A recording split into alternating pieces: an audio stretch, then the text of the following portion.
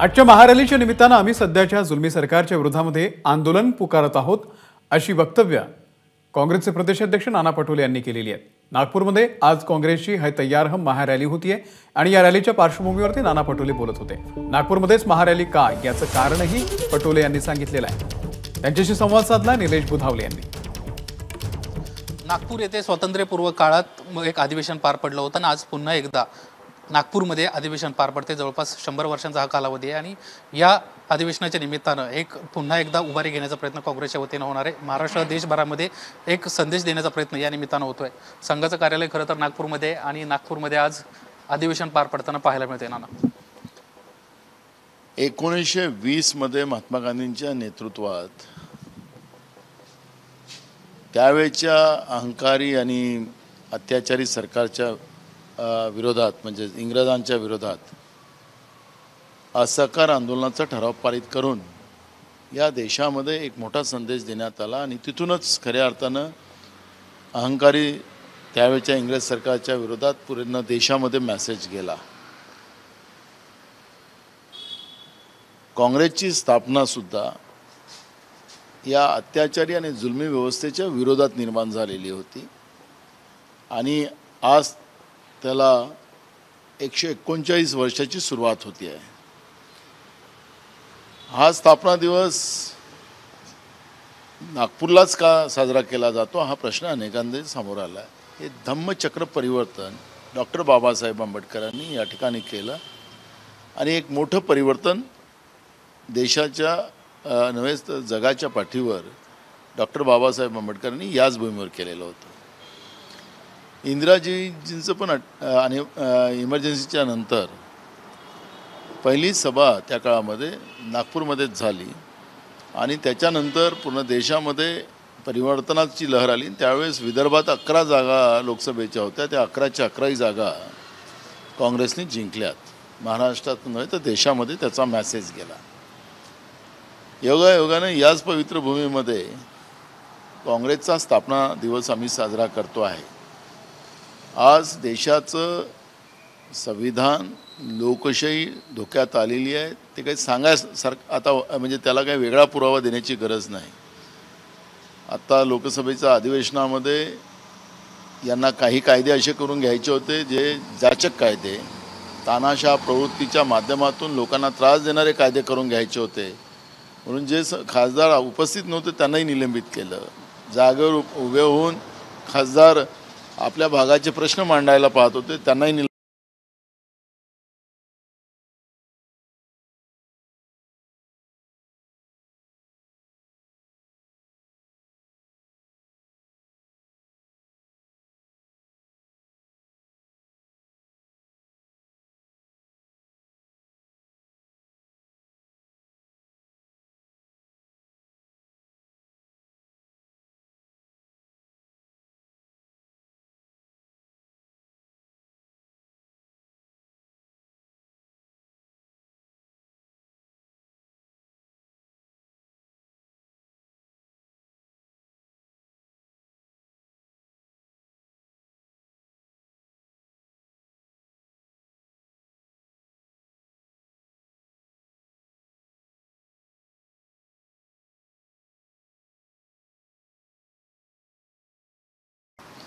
आणि म्हणून याच नागपूरच्या भूमीवरून काँग्रेसचे आमचे राष्ट्रीय अध्यक्ष मल्लिकार्जुन खरगेजी, आमच्या नेत्या सोनियाजी गांधी, राहुलजी गांधी, प्रियंकाजी गांधी आणि संपूर्ण देशातले काँग्रेसचे नेते आज या ठिकाणी स्थापना दिवस साजरा करायला येतात आणि इथून जो शंकानाद होईल, या अत्याचारी सरकारच्या विरोधात जो शंकानाद होईल, तिथून परिवर्तनाची लहर पूर्ण देशामध्ये जाईल या पद्धतीचा हा कार्यक्रम या ठिकाणी हो घातलेला आहे। नागपूर भूमीचं आणखीन एक वैशिष्ट्य म्हणजे सोनिया गांधींची राष्ट्रीय अध्यक्ष म्हणून याच भूमीमध्ये घोषणा झाली होती। त्यानंतर विदर्भातलं प्रामुख्याने चित्र, देशातलं चित्र पालटलं होतं। आता मात्र विदर्भात ज्या पद्धतीने काँग्रेसच्या पहिल्या सीट होत्या तशा नाही आहेत। यानंतर वेगळं चित्र महाराष्ट्राला, देशाला पाहायला मिळेल।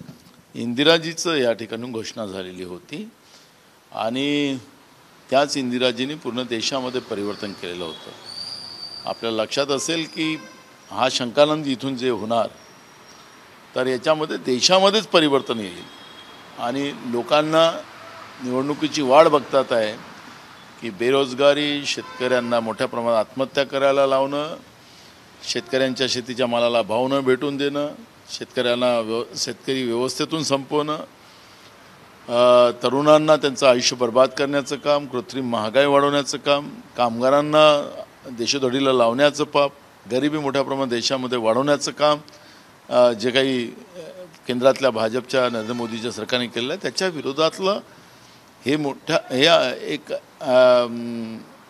या ठिकाणातून आवाज पूर्ण देशामध्ये जाईल आणि त्या पद्धतीने परिवर्तनाची लहर देशामध्ये सुरुवात होईल. आजच्या या कार्यक्रमासाठी कुणाकुणाला निमंत्रित करण्यात आलेलं आहे, खास करून आमदार असतील, मंत्री असतील, आणि कशा पद्धतीची ही व्यवस्था करण्यात आलेली आहे? साधारण किती कार्यकर्ते उपस्थित राहतील? लाखो कार्यकर्ते या कार्यक्रमाला उपस्थित राहणार आहे. देशभरातले आमचे प्रमुख नेते ते पण या ठिकाणी येणार आहेत. अनेक राज्याचे मुख्यमंत्री राहणार आहेत, विरोधी पक्ष नेते या ठिकाणी राहणार आहेत, काँग्रेसचे सगळे पदाधिकारी राष्ट्रीय आणि प्रत्येक राज्यातले या ठिकाणी राहणार आहेत. त्यामुळे एक मोठी गॅदरिंग या ठिकाणी हो घातलेली आहे. उद्याच्या कार्यक्रमातून देशाला काही वेगळं चित्र पाहायला मिळणार आहे का? कारण असा सातत्यानं आरोप काँग्रेसवर होतोय, इंडिया आघाडीवर होतोय की अजूनही यांना विरोधी पक्षाचा चेहराच मिळालेला नाही आहे, नरेंद्र मोदींसमोर कुणी टिकूच शकत नाही. बघा, मूळ प्रश्न आहे आजचं जे आमचं या ठिकाणातून संकलन जो होतो आहे, काँग्रेसजवळ चेहऱ्यांची कमी नाही. ज्या सोनिया गांधींच्या बद्दलचे हेच लोक टीका करत होते, त्या सोनिया गांधीजींनी आपल्या नेतृत्वात 2दा या देशामध्ये सरकार आणली. या देशाला आर्थिक मजबूत करण्याचं काम, या देशातल्या लोकांना मुख्य प्रवाहात आणण्याचं काम सोनिया गांधीजींनी केलेलं आहे. त्यामुळे काँग्रेसजवळ चेहरे खूप आहेत. यांच्याजवळचा चेहरा हा जो आहे, या चेहऱ्याबद्दलचं आज आपण आता अनेक सर्वे यायला लागलेले आहेत. त्या सर्वेमधूनही आपल्याला पाहायला मिळतं की यांचा चेहरा आता लोकांना न आवडता झालेला आहे. त्यामुळे यांच्याजवळ चेहरे नाही आहेत. त्यामुळे काँग्रेसजवळ चेहरे आहेत, पण आम्हाला आमच्यासोबत असलेली लोक जे BJPच्या विरोधातले जेवढे राजकीय पक्ष असतील त्यांना सोबत घेऊन चालायची आमची भूमिका आहे. त्यामुळे सगळ्यांची मतांचं त्या ठिकाणी कोल घेतला जाईल आणि त्याच्या माध्यमातून नेतृत्व उभं केलं जाईल. आज अधिवेशन पार पडतंय, तर उद्या एक महत्त्वाची बैठक होणार आहे. इंडिया आघाडीची, काँग्रेसची देखील बैठक होती. यामध्ये प्रामुख्यानं वंचित बहुजन आघाडीचा प्रवेश होणार की नाही या संदर्भातली प्रामुख्याने चर्चा सुरू आहे. त्यांना नुकताच प्रस्ताव दिला आहे. प्रस्ताव आपल्याला मिळाला का आणि साधारणपणे काय असणार आहे पुढची भूमिका? सध्या त्यांचा मीडियातच प्रस्ताव आहे आणि हे सगळं हायकमांडमध्ये त्यांची चर्चा होत्या असं ते सांगतात आहे. त्याच्यामुळे पण त्यांची जी चर्चा आम्ही मीडियातच ऐकतोय, अजूनपर्यंत त्याच्याबद्दलची माहिती आमच्याकडे नाही. परंतु 12 सीट्स मागतायत ते. मी सांगितलं ना, मीडियातच चर्चा होत आहे. अजून तिकडे वरच्या लेवलवर चर्चा झालीच नाही असं आम्हाला कळतं. पण आम्ही परवा जेव्हा दिल्लीमध्ये बसू त्यावेळेची चर्चा करू. पॉझिटिव्ह चर्चा होईल असं वाटतं तुम्हाला? मला अजून त्याच्याबद्दलची माहिती नाही, त्याच्यामुळे मी प्रतिक्रिया काही द्यायची गरज नाही. एकीकडं आपल्या अधिवेशनाचा कार्यक्रम होत असताना दुसरीकडे राम मंदिरासाठी मोठ्या प्रमाणामध्ये भाजपच्या वतीनं देशामध्ये अनेक राज्यांमध्ये एक मोठ्या प्रमाणामध्ये प्लॅनिंग सुरू आहे. अनेक रेल्वे गाड्या सोडल्या जात आहेत. या सगळ्या गोष्टीकडे तुम्ही कसं बघताय? महागाई, बेरोजगारीचा एकीकडे मुद्दा आणि दुसरीकडं राम मंदिराच्या उद्घाटनासाठी मोठ्या प्रमाणामध्ये होणारा खर्च. हे छत्रपती शिवाजी महाराजांचा महाराष्ट्र आहे, त्यामुळे मी राज्यातली चर्चा करेन. आणि या छत्रपती शिवाजी महाराजांनी हे सांगितलं की धर्माचं काम धर्माची लोक करतील, राज्यकर्त्यांनी राज्यकर्त्याचं काम करायचं. माझ्या शेतकऱ्यांच्या बाजीच्या ढेटालाही कोणी धक्का लावला तर मी हातकलम करेल, हे शिवाजी महाराजांची लाईन आहे. धर्म आणि राजकारण याच्यात खूप फारकत आहे, पण धर्माला बदनाम करून स्वतःच्या राजकीय पोळ्या शेकणारी लोकंसुद्धा आता आपण राजकारणात पाहतोय. मी पण हिंदू धर्मातला आहे. त्यामुळे भगवान श्रीरामाला छोटासा करून नरेंद्र मोदीजीला मोठं करून दाखवत असतील तर आमचा हस्त असलेल्या रामाच्या बद्दलची BJPची मानसिकता काय आहे हे पण त्याच्यातून स्पष्ट होते आहे. त्यामुळे जसं हनुमानजी आता काँग्रेससोबत कर्नाटकमध्ये आले, तसं भगवान श्रीरामजी पण काँग्रेससोबत आपल्याला पाहायला मिळतील आणि तसेच निकाल आपल्याला देशभरातल्या राजकारणात पाहायला मिळतील. पण आम्हाला धर्माला राजकारणात आणायचं नाही, ही भूमिका आम्ही जनतेचे प्रश्न घेऊन, कारण की प्रत्येक जनामध्ये मनामध्ये भगवान श्रीराम आहे आणि भगवान श्रीराम आमच्यासाठी जनता आहे आणि त्या लोकांची सेवा करणं, शेतकऱ्यांना शेतीच्या मालाला भाव देऊन त्याला स्वाभिमानानं अन्नदात्याला जगवता आलं पाहिजे, म्हणून आम्ही तिथं राम पाहतो. तरुण आमची मुलं मुली त्यांच्या हाताला काम नाही आणि ती सुद्धा आत्महत्या करतात, त्यांना न्याय देणं हे आमचं काम आहे.